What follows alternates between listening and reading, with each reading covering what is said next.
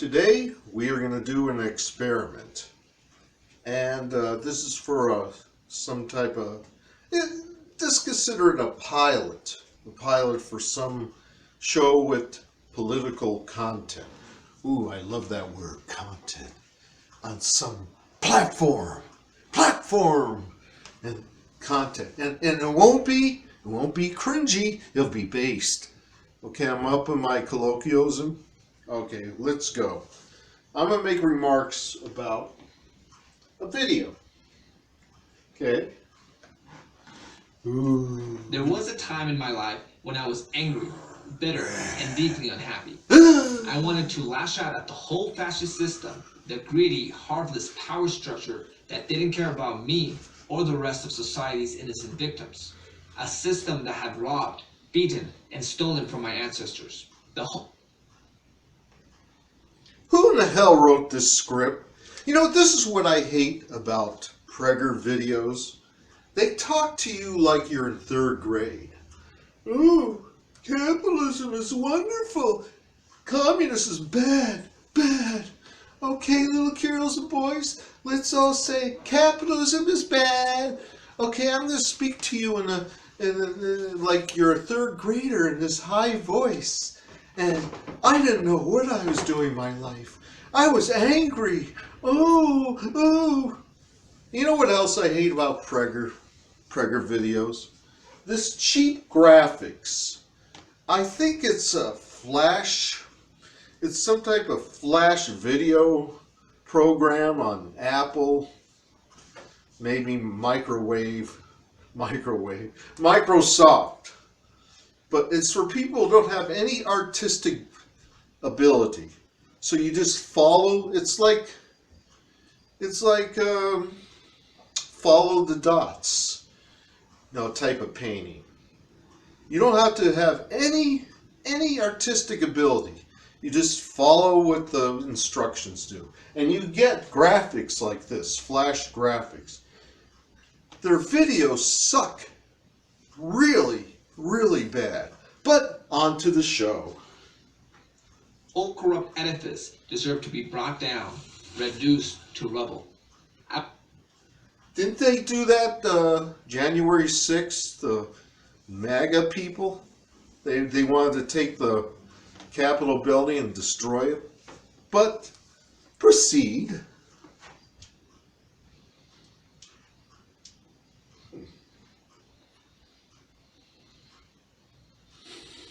Oh boy. Oh boy. I was a perfect recruit for Antifa, the left-wing group which claims to fight against fascism. And so, I became a member. Now I was one of those who had the guts to fight against the fascists, who were exploiting disadvantaged people. I wasn't a card-carrying anti-fascist. There's no such thing as an official Antifa membership. Matter of fact, let me expound what he's saying. They don't have an office. They don't have a website. They don't have anything. They don't even have a P.O. box. They're a coalition of various groups. And they will call, there will be a Nazi rally, and they will do the clarion call. Everybody come. It's like a flash dance. Meet me on 7th and Vine, and we're going to have a dance on the corner.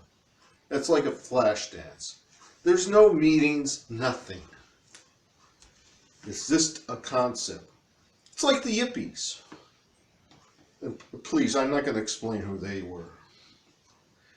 But back to the show. But I was ready at a moment's notice to slip on the black mask and march in what Antifa calls the Black Bloc.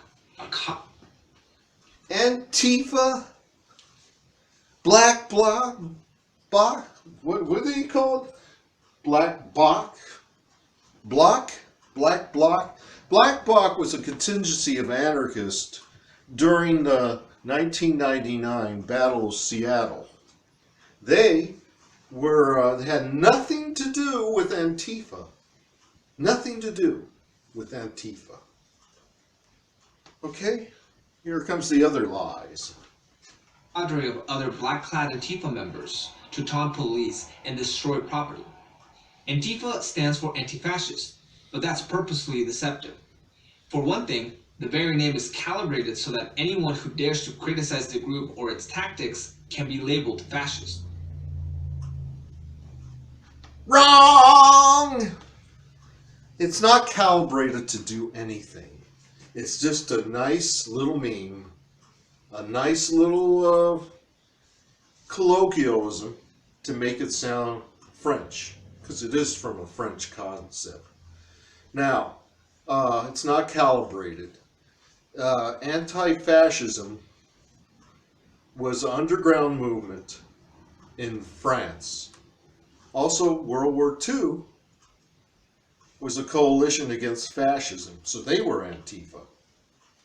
So more lies for your ears. Let's go. This allows Antifa to justify violence against all who dare stand up or speak out against them. A few groups boldly declare themselves Antifa, like Let me ask you something. All these years of neo-fascist in America, did you ever once see the Republican Party or the Young Americans for Freedom, which was part of the Republican conservative movement, founded by William F. Buckley? Did you ever see them protest against fascism? You see everybody there. I mean, everybody. Unions, one-issue groups, everybody. Even the only right-wing group that ever protested against the Nazis was the Jewish Defense League. They were on the front lines throwing punches at these neo-Nazis. But you never seen a Republican protest against fascists or Nazis, Klan. Why is that? Let us continue. see Antifa in Portland, but most don't, preferring to avoid the negative publicity. That's part of Antifa's appeal and strength. It's hard to pin down. There is no identifiable leader. To be part of Antifa, you must adopt two basic principles. First, you have to have the mentality of an anti-fascist. Huh? Where do you get that? Is there a little pamphlet saying you have two purposes of being Antifa? No, there's no pamphlet. There's no philosophy. There's no platform. Just you have to be opposed to fascism. Okay? You could be a tanky, a trots, you could be a liberal, progressive, whatever, pacifist. Let's go back to the bullshit. Second, you must be willing to enforce that mentality. To adopt an anti-fascist mentality means to reject everything that is fascism. But that begs the question, what is fascism? Well, most Americans associate fascism with Nazi Germany or modern dictatorial states like Venezuela, China, and North Korea. To Antifa, those are state capitalist dictatorships. Okay, Venezuela, China, they claim to be communists, but they're actually fascist. Now, what Antifa does, it goes under the umbrella of anti-authoritarianism. Anti-authoritarian covers all grounds. Anti-communism, anti-fascism, anti-capitalist exploitation, anti-sexism, racism, on and on and on. Now, if you're just an anti-communist, most likely you're a fascist. So, more bullshit. fascism means Judeo-Christian values and capitalism. What? Where in the hell did Judeo-Christian values? Nowhere in my time. Just ask Che here. Right, Che? There's no time in my life where we sat at a meeting saying, what are we going to do about this Judeo-Christian society? Why don't we burn their houses down? No. Let me explain Judeo-Christian values. Back in 1822, there was this pastor, his name was McCarthy, and he wanted to convert Jews to Christianity. So he came up with this phrase, Judeo-Christian. Now, see the duplicity of this bullshit. Judeo, that is Latin. Christian is English. Why would somebody put a Latin word in front of an English word? Now, if you do it reverse, it'd be crystal Jewish values. How did that happen? Maybe they had dyslexia, I don't know. But the real phrase would be Jewish Christian values. Judeo. What's that? Judeo. Hey man, you want some Judeo? Back to the party. As an Antifa group said on its Twitter account in 2018, the fight against fascism is only won when the capitalist system is smashed. It was not an official tweet. I could have said the mission of Antifa is to have more topless women. That's not an official remark. It's nothing. It's just somebody having a tweet with the logo. Let us return. And they mean smashed. Breaking windows, tearing down statues, throwing Molotov cocktails, looting and burning businesses, and harassing and physically assaulting people. Not one Antifa member did that. Most of them are pacifist. Most of them believe in nonviolent resistance. The people doing the looting, and they were police provocateurs.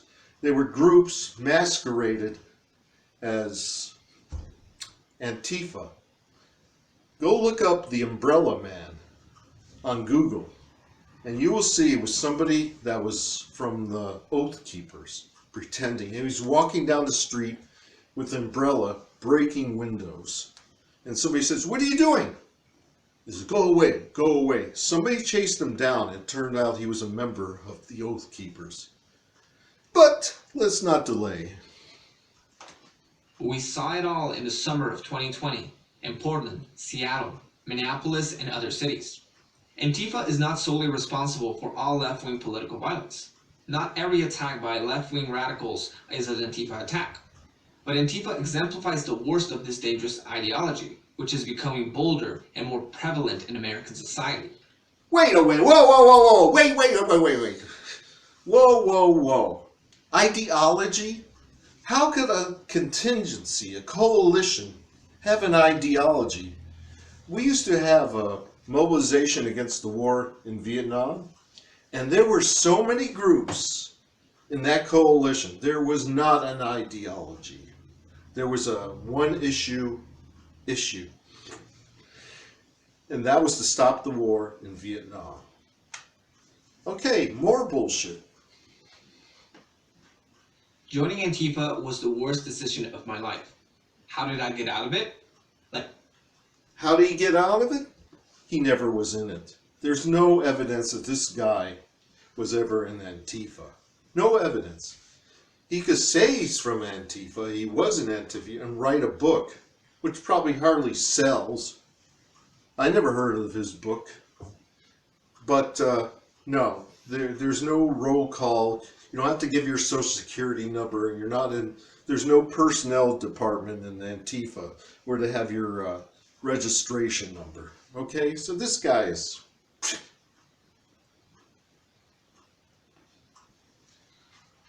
Like anyone who gets out of something bad, I encounter something good. The very system that I had sought to destroy, friends, people who turned out to be my real friends, pointed me to challenging thinkers like Milton Friedman, Ronald Soul, and Ben Shapiro. Hi, I'm Ben Shapiro. Listen, Antifa bad, okay? Yeah. Now, if I was in Antifa, They wouldn't like me because I'm Jewish. Okay? Yeah. Quack, quack, quack, quack, quack. Ben Shapiro, please. Milton Friedman, trickle down. I like to give trickle down theory to him. But this is, that would be obscene. And eventually organizations like the Leadership Institute and PragerU. What they said just made sense and offered me a better way to live. Antifa and the radical left did not care about building a better society. They cared about control. They could only offer me more anger, bitterness, and unhappiness. I always expected to keep my past a secret. But as I saw cities around the country struggling against the rise of left-wing political violence, while left-wing and even liberal politicians said nothing, I knew I had to speak up. If people like me, who know what is really behind Antifa, don't, the left will obliterate what it means to be a free American. So here I am. And here's my message. Young people don't drift to the left because they believe the left is superior. Most do because they have never been exposed to anything else. Leftism has become what Andrew Breitbart once described as Andrew Breitbart, right fart, the white supremacist, Breitbart? Are you kidding?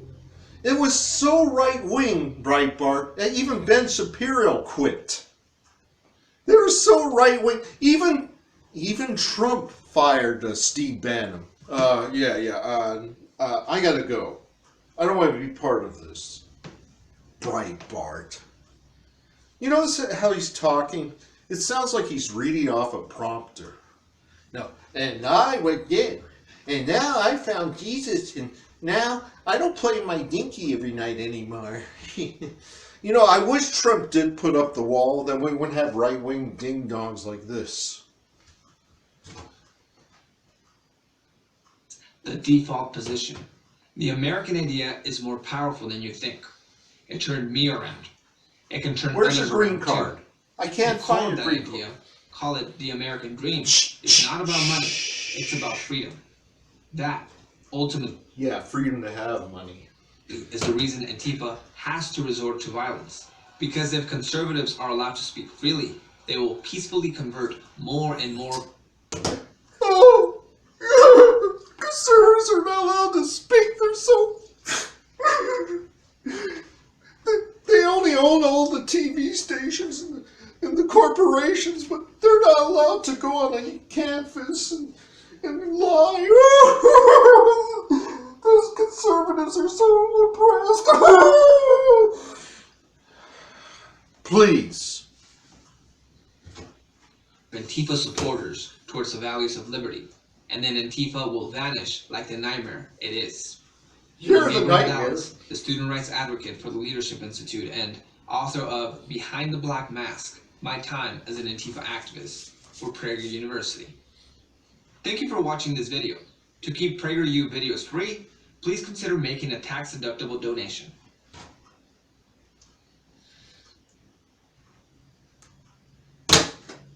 Well, that's it.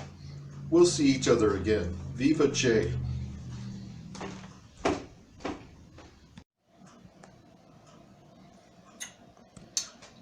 Oh, hi. I was just reading the paper. Look at this.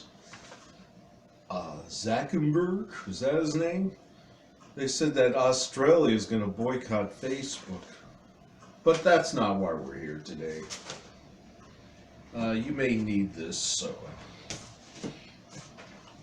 How could I put this? It's not working out.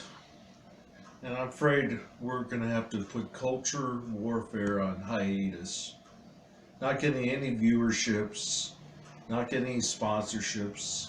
And my wife has arthritis. She can't hold up the camera anymore, so. This is going to be it. But I want to thank everybody who did support me. I could count you on my fingers. So, if I could think of something better, but a better quality type of show, I'll do that. I've been toying with various ideas, but this whole music thing is just not cutting it. But thank you for watching me, those who did. And hiatus doesn't mean forever. Maybe I could come back when Jesus is coming back at the same time. Maybe that'll be the same time, the second coming of Christ, and my show again. Alright? I'm going to go back reading my newspaper. Okay, bye.